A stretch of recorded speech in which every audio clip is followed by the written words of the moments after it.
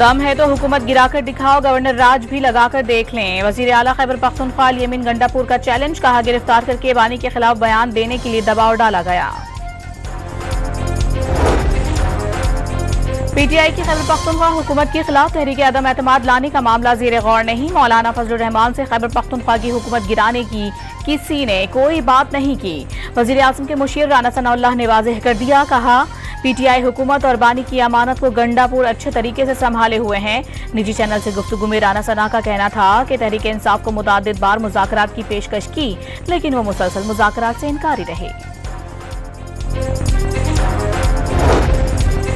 खैबर पख्तूनख्वा हुकूमत का तख्ता उलटने की खबरों के दौरान वजीर आज़म शहबाज शरीफ की गवर्नर फैसल करीम कुंडी और सरबराह ANP एमएल वली खान से मुलाकातें। मुलाकात के बाद गवर्नर कुंडी ने वाज़ेह किया कि अपोजिशन के पास एक रुकन भी ज्यादा हुआ तो KP हुकूमत तब्दील करना हक है, उसमें साजिश की कोई बात नहीं। वाज़ेह किया गंडापुर के खिलाफ साजिश के लिए उनके अपने लोग ही काफी हैं।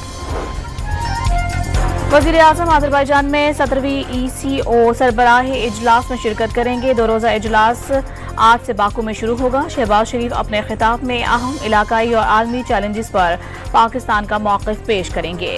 रुकन ममालिक के दरमियान तिजारती, ट्रांसपोर्ट, राबतों और तवानाई के शोबे में ताउन पर बात करेंगे। दीगर ECO ममालिक के रहनुमाओं से 2 तरफ़ा मुलाकातें भी करेंगे।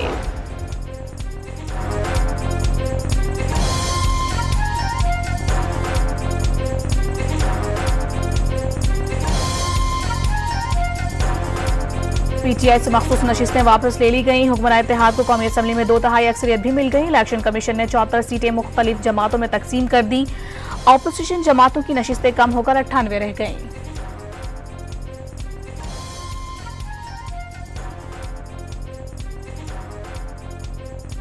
पेशावर हाई कोर्ट ने सानेहा सवात में कमिश्नर मालाकंड, हजारा, कोहाट और DI खान को आज तलब कर लिया।